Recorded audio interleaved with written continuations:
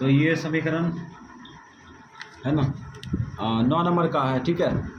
9 number का 10, ठीक है। हाँ। तो इसका जांच करेंगे पहले अद्वितीय हल है या नहीं, ठीक है। जांच करेंगे अद्वितीय हल है या नहीं, और उसके बाद अद्वितीय हल होगा तो इसको ग्राफ में खींचेंगे, ठीक है। तो इसको कॉपी में पहले उतारेंगे, डायरेक्ट ग्राफ में नहीं उतारेंगे। तो इस प्रकार से उतार लिए, ठीक है। अब हम लोग जो है तुलना करेंगे पहले। तो A1 बटे A2, A1 का मान x का गुणांक 1, A2 क्या होगा 2 होगा। अब B1 बटे B2 बटे B2, B1 का मान 3, B2 का मान माइनस में 3 काटो, 3 का 3, तो -1 बटा 1 बराबर नहीं, दोनों बराबर है क्या? नहीं है, तो आगे क्यों बढ़े? नहीं बढ़े। तो इस प्रकार से हम लोग यहाँ पे लिखेंगे चूंकि A1 बटे A2 बराबर नहीं है B1 बटे B2, ठीक। इसीलिए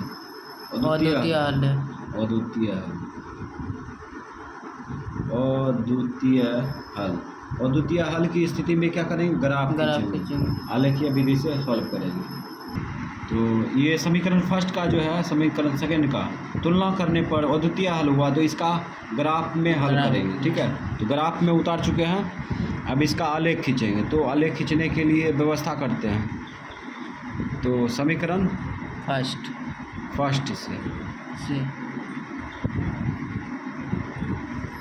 ये क्यों लग जाता है? तो x प्लस 3y बराबर 6, ठीक। तो x का मान दाहिना साइड में फेंक दो, 6 माइनस 3y, में कोई शर्त नहीं है, ठीक है। कुछ और रख सकते हैं, यहाँ पे कुछ भी रख सकते हैं, लेकिन छोटी संख्या लेंगे, बड़ी संख्या नहीं लेंगे। इस प्रकार से x y, तो x का मान ले लो 0, तो ये y का मान 0 लेंगे, ठीक। x का मान, अब y का मान इसमें रखेंगे, x का मान निकल जाएगा। 3 गुना 0 0, काहे कि 3 y के साथ गुना है, मान भी गुना होगा, है ना। यहाँ गुना समझना होगा, ठीक। तो 3 गुना 0 0, और 6 में 0 घटेगा 6 आ गया।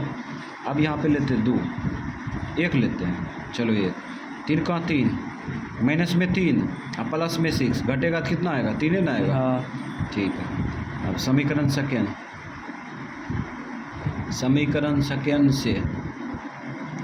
सेकेंड क्या है? 2x माइनस 3y बराबर 12। तो x का मान निकाल लो शॉर्ट में, x बराबर हो जाएगा 12 प्लस 3y बटे 2। तो इस प्रकार से आप डिब्बा भरेंगे। चलो डिब्बा भरते हैं। इसमें शर्त है, ठीक है। y का मान ऐसा संख्या लेना चाहिए जो कि गुना करने पर 12 जोड़ने पर 2 से भाग लग जाए। तो -1 लेते हैं, -1 लेंगे तो कितना होगा? 12 में से 3 गया, देखो -1 लेंगे तो -1 इसमें उठा कर रखेंगे तो गुने न होगा, प्लस गुना माइनस, -3 का 3, अब 12 में 3 प्लस 9 में भाग नहीं लगेगा, ठीक है। 2 उठा के रखो, 0 उठा के रखते हैं, और 0 है बे किया, तो 2 उठा के रखते हैं, ठीक। तो 2 उठा के रखेंगे तो यहाँ पे आ जाएगा 3 दूना 6, 12 6 18 लग जाता है ना। तो ये 2 रखते हैं प्लस में, अब 2 उठा के रखो, महसूस करो, 3 दूना 6, 12 6 18, 2 दूरमा 18। अब यहाँ पे -2 ट्राई करो, तो -6 यहाँ पे रखेंगे तो क्या होगा? प्लस गुना माइनस, 3 गुना 6, अब 12 में से 6 गया 6, 2 तिया 6 लग जाता है। लेकिन हाँ, लगने के बाद यहाँ पे 3 आता है, ठीक है।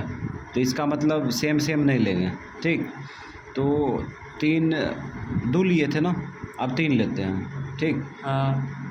यहाँ पे 3 प्लस में लेते हैं, 3 तिया 9, 12 9 21, माइनस में लेते हैं तो 3 तिया 9, 12 में से 9 गया, 12 में से 9 गया 3, आधा पर कम चलेगा, बट्टा में चलेगा ना। चलो, नहीं तो बड़ा हो जाएगा, ठीक। तो यहाँ पे -1 के लिए ट्राई कर लेते हैं, ठीक है। -1 लेंगे तो कितना आएगा? प्लस गुना माइनस, 3 का 3 आएगा ना, 3 का 3, 12 में से 3 गया 9 बटा 2 आ जाएगा। तो यहाँ पे माइनस में 1 लिए, ठीक। अब इसमें मान कूट करेंगे तो वाई एक्स का मान क्या आ जाएगा, तो प्लस गुना माइनस माइनस, अब 12 में से 3 गया 9, 9/2, तो ये 9/2 कहने का मतलब ये कितना होगा, आधा, 9 का आधा 4.5, 4.5 पर जाके बिंदु रखेंगे। ठीक, तो इस प्रकार से हम लोग तैयारी करेंगे। तो एक्स अक्ष में प्लस में अधिकतम संख्या देखो 6 है, हाँ नहीं 6 नहीं है, 9 है, 9 है ना, ये तो 4.5 हुआ। हाँ। ठीक है, तो 9 लेते हैं, प्लस में है माइनस में है भी नहीं किया, तो 9, चलो यहाँ पे 9। अब रुको वाई अक्ष में भी देख लेते हैं, वाई अक्ष में प्लस में अधिकतम संख्या 2 और कम में है। चलो अब यहाँ से इसको 0 मान लेते हैं, 0, 1, 2, 3, 4, 5, 6, 7, 8, 9। ठीक, 3 मार दिए एक्स, संख्या बैठा देते, 1, 2, 3, 4, 5, 6, 7, 8, 9 उतार दिए। हाँ। ठीक है, हाँ। अब हम लोग वाई अक्ष में देखते हैं, वाई अक्ष में प्लस में 2 माइनस में 1, ऊपर 2 माइनस में नीचे में 1, 2, ये 3 मार दिए और 1, 2 लिख देंगे। ठीक, माइनस में नीचे में 1 है, हाँ, माइनस में 1, इस प्रकार से इसमें भी 3 मार के लगा दिए वाई डैश। ठीक, वाई अक्ष का क्यों, हाँ, तो वाई अक्ष में माइनस में 1 था। ठीक है, माइनस में 1, तो फिर आगे चलते हैं। अब पूर्णांक को जो है इस प्रकार से अक्ष के रूप में प्रदर्शित करते हैं।